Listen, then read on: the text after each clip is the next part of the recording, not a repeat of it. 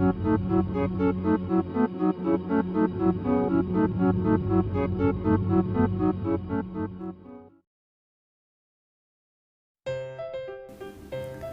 चलिए बजाज फिनांस का एक छोटा सा एनालिसिस शुरू करता है। ये एनालिसिस में हम देखेंगे कि अभी भी क्या बजाज फिनांस में मल्टी बैगर बनने का पोटेंशियल है कि नहीं। ये पूरा ही टॉप डाउन अप्रोच के साथ हम एनालिसिस करेंगे, मतलब इकोनॉमी और इंडस्ट्री देखेंगे और उसके बाद कंपनी का एनालिसिस करेंगे। तो शुरू करते हैं इंडिया के क्रेडिट मार्केट स्ट्रेंथ के साथ। इंडिया का अभी जो टोटल क्रेडिट मार्केट है, मतलब बैंक्स और एनबीएफसी की लोन्स टोटल अगर हम मिलाए तो वो है 115 लाख करोड़ एज अ 2019-2020। ठीक है, उसमें करीब 40% कॉर्पोरेट्स है, 15% करीब एमएसएमई है और बाकी के बचे 45% जो है वो रिटेल लैंडिंग है। Bajaj finance MSME and retail landing को कैटर करता है, तो हम उसी पे फोकस करेंगे। तो यहां पर अगर हम एंटर कर ले 40%, 15% और 45%, तो टोटल आता है एमएसएमई और रिटेल लैंडिंग का 17 लाख करोड़ एंड 52 लाख करोड़, मतलब टोटल आता है करीब करीब 70 लाख करोड़। यस, तो बजाज फिनांस जो मार्केट को कैटर करता है वो है 70 लाख करोड़ का एज ऑफ नाउ। अब बजाज फिनांस का उसमें शेयर कितना है, तो मार्च 2020 तक बजाज फिनांस का टोटल एयूएम था 1.5 लाख करोड़। यस, इतनी बड़ी कंपनी होने के बाद भी बजाज फिनांस का मार्केट शेयर सिर्फ 2% है एमएसएमई और रिटेल लैंडिंग में। यस, तो यहां पर दिखता है कि कितना ज्यादा स्कोप है बजाज फिनांस को ग्रो करने का। चलिए अब नेक्स्ट स्टेप पे आता है। इंडिया का अभी का जीडीपी जो है वो करीब 2.1 ट्रिलियन डॉलर्स के आसपास है। अब वो जीडीपी हम अज्यूम करेंगे कि नेक्स्ट डिकेड में वो 6% तक ग्रो करेगा और हम देखते हैं कि इन्फ्लेशन करीब 3 to 4% के आसपास ग्रो करेगा, तो टोटल जो नॉमिनल जीडीपी ग्रोथ होगा वो 10% के करीब रहेगा। जी हाँ, अब ये एक थंब रूल है कि जितना जीडीपी ग्रो होता है उसके 1.2 टाइम्स से 1.5 टाइम्स तक वो कंट्री का क्रेडिट ग्रोथ रहता है। तो यहां पर हम दो सिनारियो लेते हैं। 1.2 टाइम्स मतलब क्रेडिट ग्रोथ होगा 12% के आसपास, 1.5 टाइम्स यानी 15% के आसपास। पहले सिनारियो को हम थोड़ा रियलिस्टिक सिनारियो मानेंगे, दूसरे सिनारियो को हम थोड़ा ऑप्टिमिस्टिक सिनारियो मानेंगे। ठीक है, तो जो हमारा एमएसएमई प्लस रिटेल लैंडिंग का मार्केट है as of now 69 lakh crore, वो ग्रो होके 12% पे अगर वो ग्रो हुआ तो नेक्स्ट डिकेड में वो हो जाएगा 214 लाख करोड़। और जो हमारा दूसरा अजम्पशन था ऑप्टिमिस्टिक 15% वाला, तो 69 लाख करोड़ 15% से ग्रो होके हो सकता है 280 लाख करोड़। अब बजाज फिनांस का जो मार्केट शेयर अभी 2% है, अगर हम यहां पर अज्यूम करें कि रियलिस्टिकली वो यहां से डबल तो हो ही सकता है, तो हम यहां अज्यूम करते हैं 4% मार्केट शेयर रियलिस्टिक सिनारियो में, और थोड़ा ऑप्टिमिस्टिक सिनारियो में हम मानेंगे कि वो ट्रिपल हो सकता है, मतलब 2% से होके वो 6% जा सकता है। तो अगर वो हो गया तो हमें मिलेगा बजाज फिनांस का एयूएम।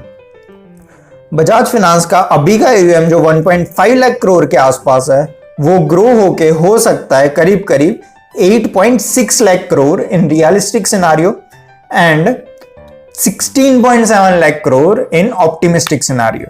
यस, तो एयूएम ग्रोथ जो होगा नेक्स्ट डिकेड का वो 19% से लेके 28% तक ग्रो कर सकता है। जी हाँ, अब यहां पर देखने वाली बात यह है कि पिछले एक डिकेड में बजाज फिनांस ने जो ग्रोथ दिया है 30, 40, 50% का, उसके सामने ये ग्रोथ डेफिनेटली कम है।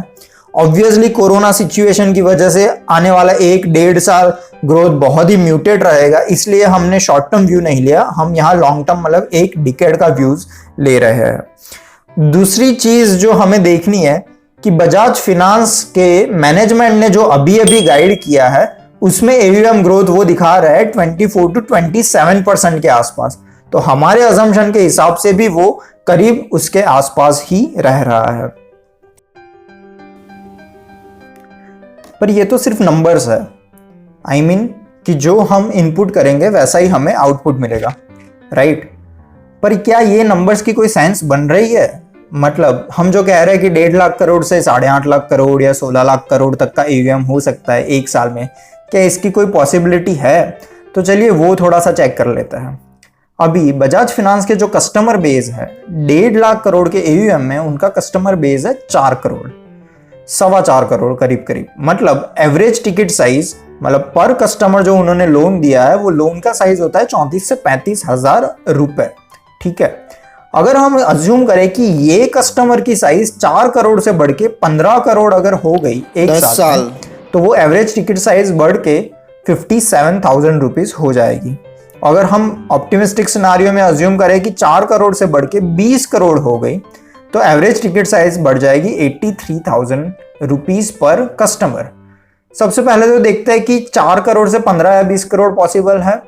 हाँ जी, तो 2015 में उनका कस्टमर बेस था सिर्फ 1.3 करोड़ कस्टमर्स, जो 4 साल में बढ़ के वो 4.3 करोड़ कस्टमर हो गया। मतलब 5 साल में उन्होंने 4 करोड़ कस्टमर बढ़ा दिए हैं।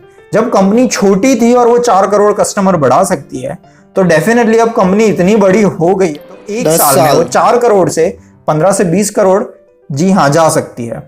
और मान लो कि 2030 में इंडिया की पॉपुलेशन करीब करीब 150 से 170 करोड़ होगी। उसमें अगर बजाज फिनांस जैसी बेहेमोथ ऐसी कंपनी 15 करोड़ कस्टमर को सर्व करती है, वो अज्यूम करना कुछ ज्यादा गलत नहीं होगा। एवरेज टिकट साइज का ग्रोथ देखे तो 35,000 रुपए से बढ़ के 57,000 रुपीज, मतलब वो 5.2% का ग्रोथ हुआ। तो पिछले 5 साल में टिकट साइज जो 25,000 रुपए थी 2015 में, वो बढ़ के 34,000 रुपए हो गई है। मतलब वो ग्रोथ हुआ है टिकट साइज में 6.6% का। तो यहां पर 5.2% का टिकट साइज ग्रोथ अज्यूम करना बहुत ज्यादा गलत नहीं होगा, क्योंकि उनका फोकस जो उनकी स्मॉल लोन्स होती थी, कंज्यूमर लोन्स, ऑटोमोबाइल लोन्स या तो फिर मोबाइल फोन्स, अप्लायंसेस पे लोन देते थे, वहां से शिफ्ट होके डाइवर्सिफिकेशन ज्यादा हो रहा है। मतलब लोन्स अगेंस्ट प्रॉपर्टी दे रहा है, वो मॉर्गेज लोन्स दे रहा है जिनकी टिकट साइज बहुत ज्यादा होती है। जैसे कि आपको चार्ट में दिखेगा कि लोन अगेंस्ट प्रॉपर्टी करीब 25 लाख पर कस्टमर है वैल्यू, होम लोन्स की वैल्यू करीब 40 लाख पर कस्टमर है। मतलब अगर यहां पर इनका फोकस बढ़ा तो डेफिनेटली एवरेज टिकट साइज पर कस्टमर बढ़ सकती है, जो यहां पर हमें 57,000 रुपीज एंड 83,000 रुपीज देख रही है दो सिनारियों में, वो होने की पॉसिबिलिटीज भी है। तो हाँ, ये नंबर्स कुछ भी नंबर नहीं है, हवा में बातें नहीं है, ये सब होने की पॉसिबिलिटी है, ये सब पॉसिबल है। होगा कि नहीं वो टाइम ही बताएगा। हम यहाँ पर बस ये देख रहे हैं कि हाँ, ये नंबर्स की कुछ सेंस बन रही है। चलिए अब आगे देखते हैं। तो हमारे पास बजाज फिनांस का एयूएम आ गया, तो अब हम नेट प्रॉफिट कैलकुलेट करते हैं।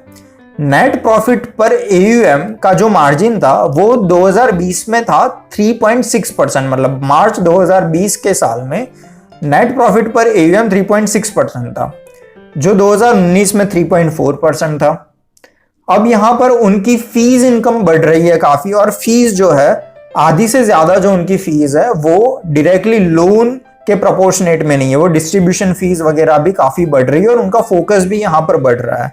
तो ये नेट प्रॉफिट पर एयूएम मार्जिन 3.6% से बढ़ के हम अगर अज्यूम करें 3.8% तक चला जाएगा तो वो गलत नहीं होगा।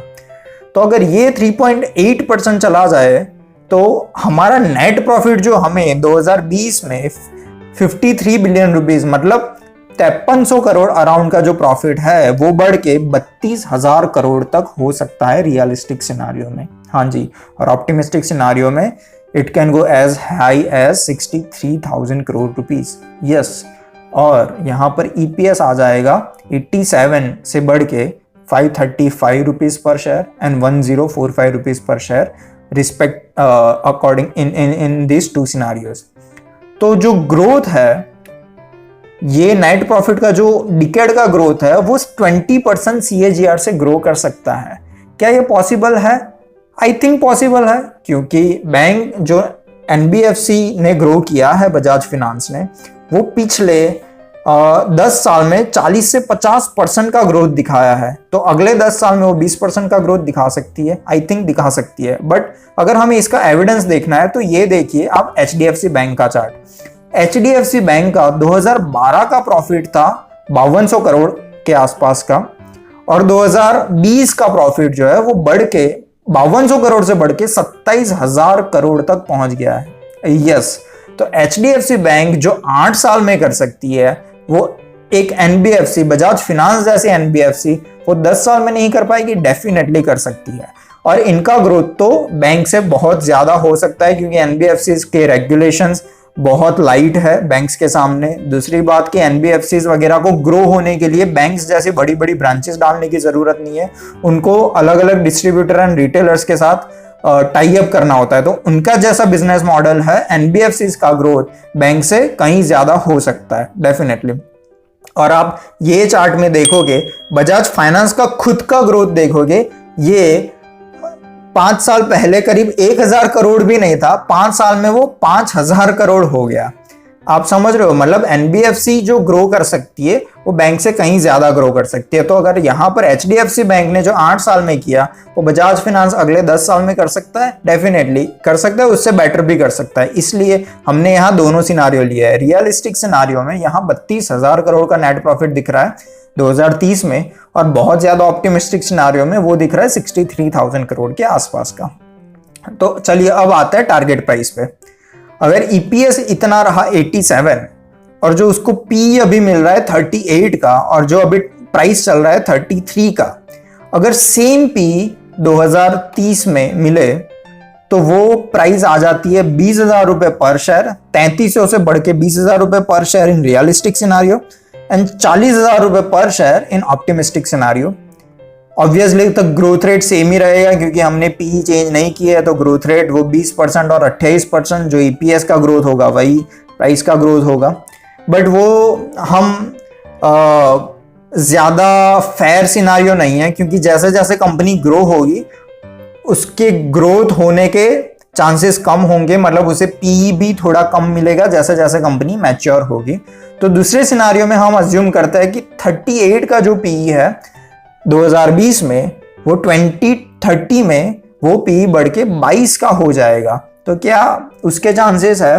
तो अभी हम देखें कि एचडीएफसी बैंक जो पिछले कुछ सालों से 20 से 25% के आसपास ग्रो कर रहा है, उसको भी 22 का पी मिला है ये कोरोना जैसी सिचुएशन में। तो डेफिनेटली ये एनबीएफसी बजाज फाइनेंस को जब कंपनी इतनी बड़ी हो जाएगी और जो 20% से ग्रो कर रही है उसको 22 का पी डेफिनेटली मिल सकता है। तो अगर उतना पी मिला तो प्राइस जो 3300 रुपए है वो बढ़ के 11,700 रुपए के आसपास हो सकती है रियलिस्टिक सिनारियो में, और ऑप्टिमिस्टिक सिनारियो में वो करीब 23,000 रुपए तक जा सकती है।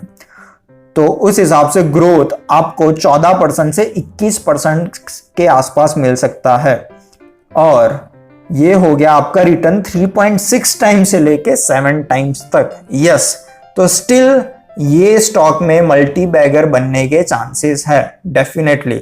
और आपको लगेगा 14% तो कम रिटर्न है, जी नहीं। आप अभी एफडीज के जो रेट देखोगे, एसबीआई एफडी में सिर्फ 5% रेट देती है, उसके सामने अगर कोई स्टॉक या दूसरा कोई इन्वेस्टमेंट आपको 14% तक के रिटर्न देता है तो वो बहुत ही जबरदस्त रिटर्न है।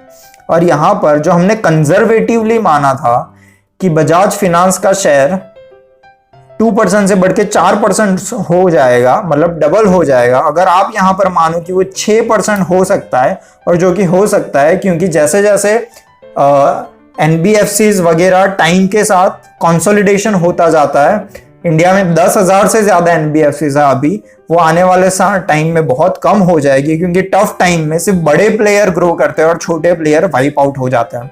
तो अगर ये 2% से लेके 6% मान ले हम, तो आपका जो रिटर्न आता है 22 के पी पे वो 18% ईयर ऑन ईयर ग्रोथ दे सकता है। 3300 से बढ़ के 17,000 तक प्राइस जा सकती है, और वो आपका रिटर्न हो गया 5.3 टाइम्स। यस, तो ये टोटल रिटर्न आपका जा सकता है ये अजम्पशन के साथ 5.3 टाइम्स लेके 7 टाइम्स तक। तो ये शेयर में अभी भी पोटेंशियल है कि आपको ये मल्टी बैगर मतलब 3, 4, 5 टाइम्स तक का ग्रोथ डेफिनेटली ये दे सकता है।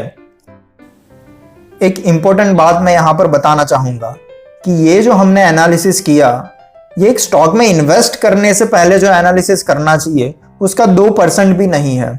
ये एनालिसिस सिर्फ दिखाता है कि हाँ, ऊपर ऊपर से देखने में तो लगता है कि ये स्टॉक में पोटेंशियल है, ये हमें काफी अच्छा रिटर्न दे सकता है। तो अब हमें डीप में जाना चाहिए। हमने जो डिफरेंट अजम्पशंस लिए थे वो अजम्पशन पे हम कितना कॉन्फिडेंट है वो हमें देखना चाहिए। तो मैं अजम्पशन फिर से रिपीट कर दूं, इंडिया का जीडीपी ग्रोथ जो हमने 6% लिया था, हमने बजाज फाइनेंस का शेयर जो 2% से बढ़ के 4% एंड 6% हो जाएगा वो लिया था, and net profit to AUM जो हमने लिया था 3.6% से लेके 3.8% हो जाएगा। तो ये जो 3 मेन अजम्पशन है ये पूरे एनालिसिस के, वो आपको डिटेल्ड में जाना चाहिए। उस पे आपको कंपनी के पीयर देखने चाहिए, आपको कंपनी का पास देखना चाहिए, डेवलप्ड मार्केट की कंपनीज देखनी चाहिए, सिमिलर कंपनीज, और वहां पर कैसा ग्रोथ रहा है, और वो सब आप जब पढ़ोगे, एनालाइज करोगे, उसके बाद आपको ये नंबर पे बहुत ज्यादा कॉन्फिडेंस आएगा। नंबर एंटर करना, मॉडल बनाना वो 5 से 10 मिनट का काम है। वो नंबर कितने सही है, कितने कॉन्फिडेंट है, वो बहुत ही जरूरी है ये एनालिसिस में। मैं खुद सोच रहा हूं कि बजाज फाइनेंस की एसेट के बारे में, लायबिलिटी के बारे में, उनकी प्रोडक्ट मिक्स के बारे में, उनके कस्टमर बेस के बारे में ये पूरा ही एक डिटेल्ड सीरीज बनाऊं, हर एक टॉपिक पे एक सेपरेट वीडियो बनाऊं।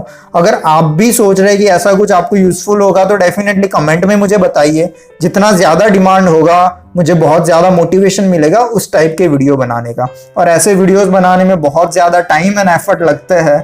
तो होपफुल कि आपको ये वीडियोस यूजफुल रहते हैं।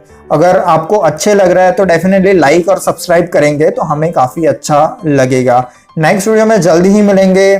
टेक केयर, नमस्कार।